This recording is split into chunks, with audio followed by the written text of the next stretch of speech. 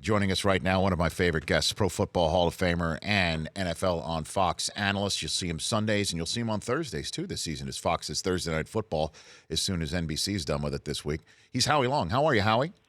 I'm good. How are you, Rich? I'm doing great. How to jump in with you, man? There's so many different ways to go with this conversation. Well, where am I? Where are you? Philadelphia. Okay.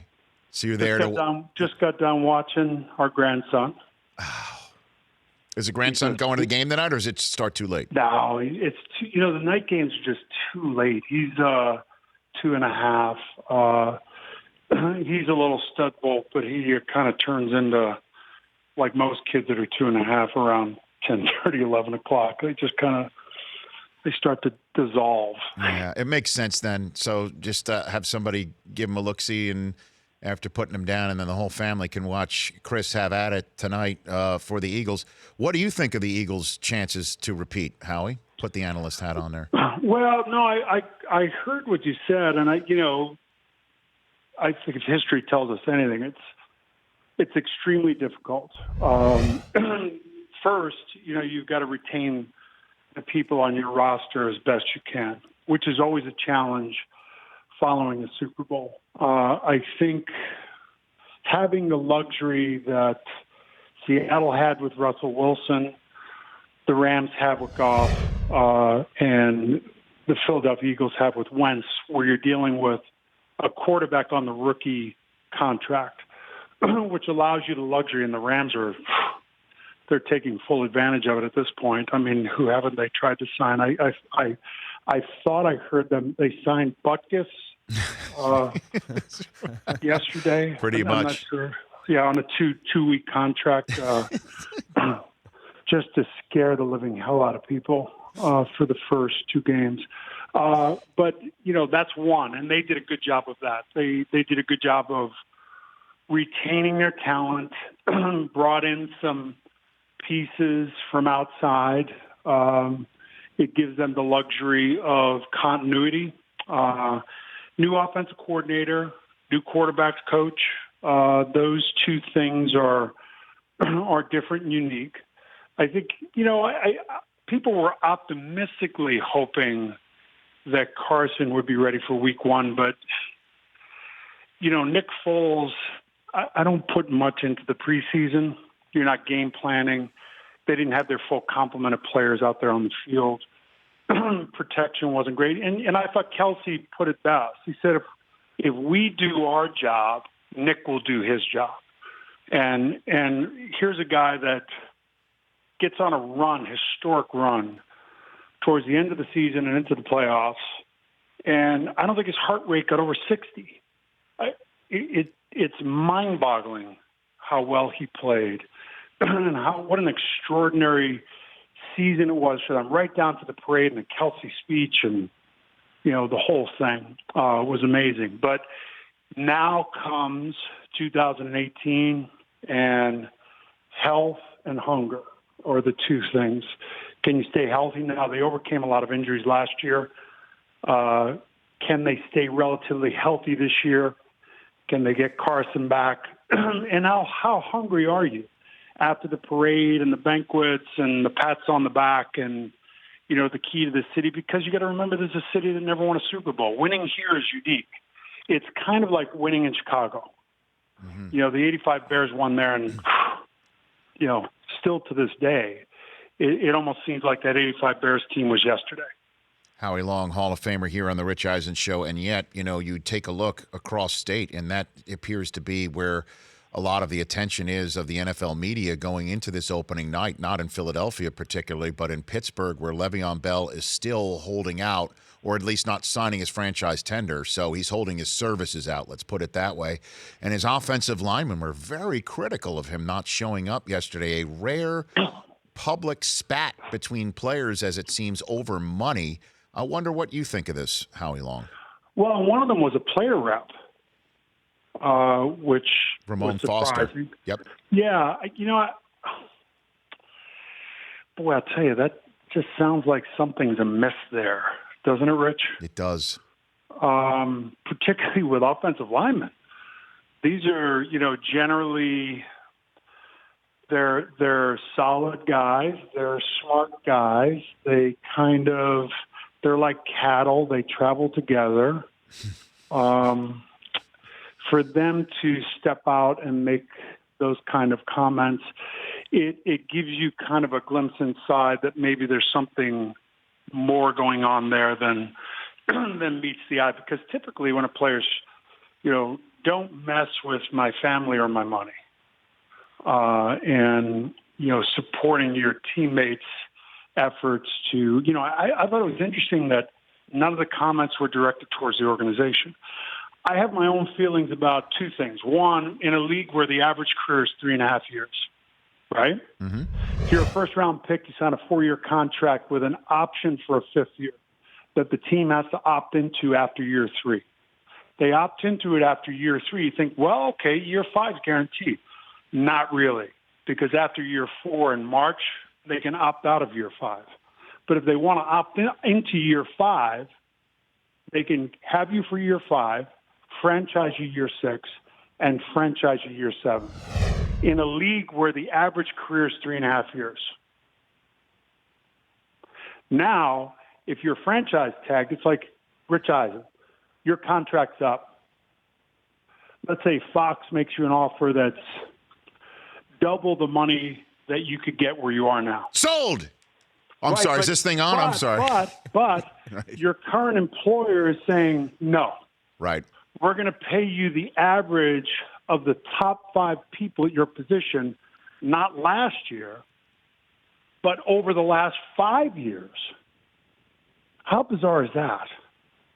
So that's why a lot of people, Howie Long here on the Rich Eisen Show, eyebrows raised when, as you pointed out, the first thing you said, spoken like, by the way, a guy who's been through 2 player strikes as you did, Yeah. that one of the guys who spoke out, Ramon Foster, is a player rep. He's the rep Right. of the Steelers to the NFL Players Association, talking about this money.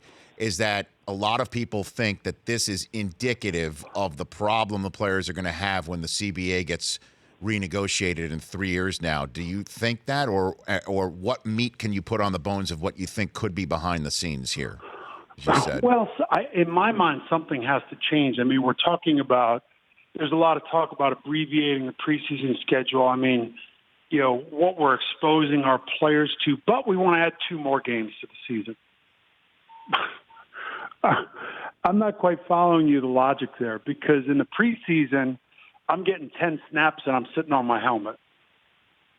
Okay? Mm-hmm. But if we extend the season, regardless if we expand the rosters, how is expanding the roster going to impact, let's say, a healthy J.J. Watt or a healthy Aaron Donald? Because Aaron Donald's going to play every snap they could possibly play him.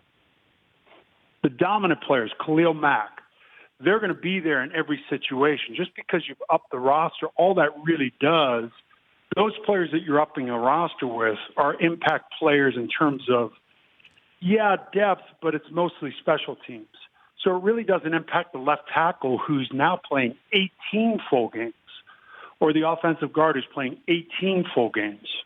So, there are challenges on many levels. The collective bargaining agreement impacts the salary structure and years of contract for rookies, how long you can keep a veteran in terms of franchise tag, transition tag. Do you think, though, we're seeing this bickering or calling out of a teammate is indicative of players will, when push comes to shove, rubber meeting road, not be able to strike a deal to get out of this, what you're describing, franchise tagging, et cetera?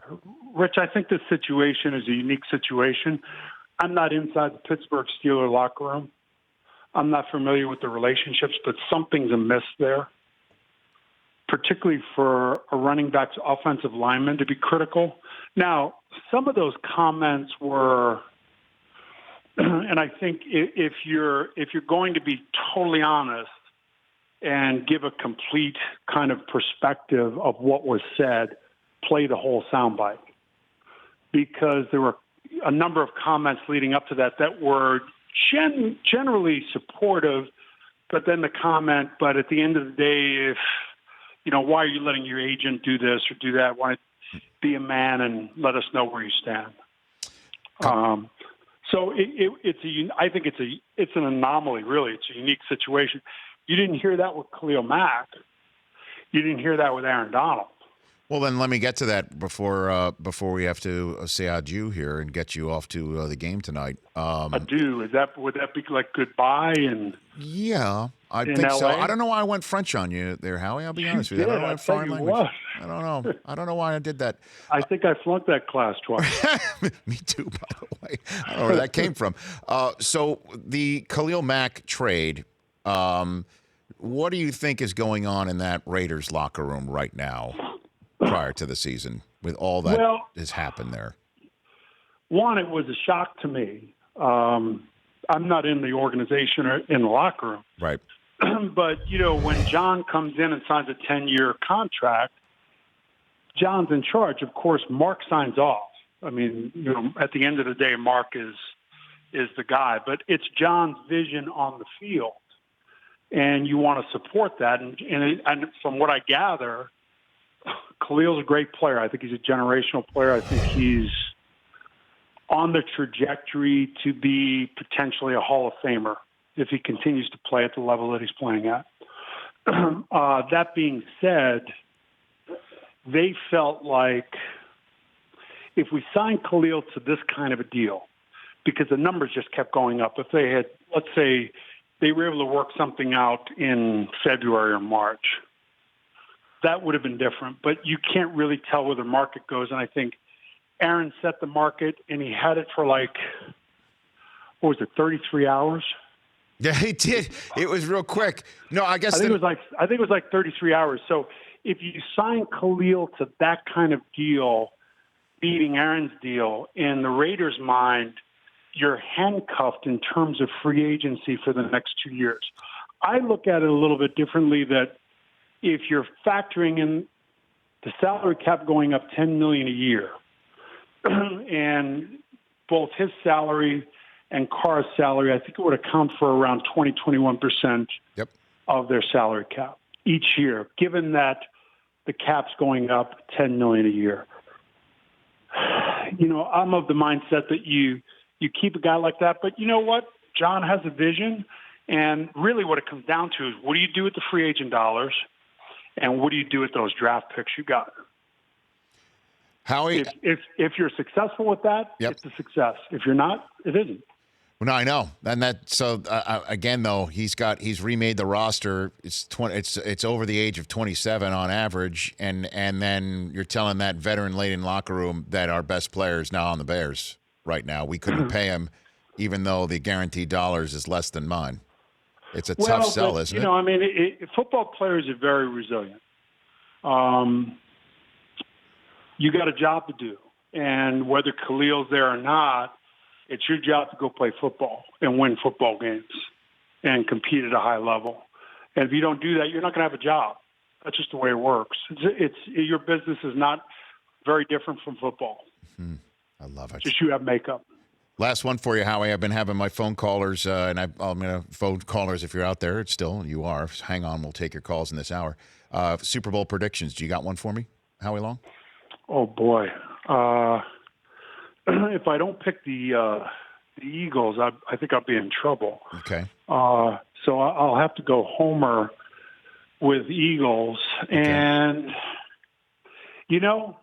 despite the perceived soap opera and turnover and roster and no receivers and the offensive lines in disarray and et cetera, who goes to the Super Bowl every other year? New England. Okay, so a rematch of the Super Bowl in Atlanta. Yeah. Okay, Howie. Mm-hmm.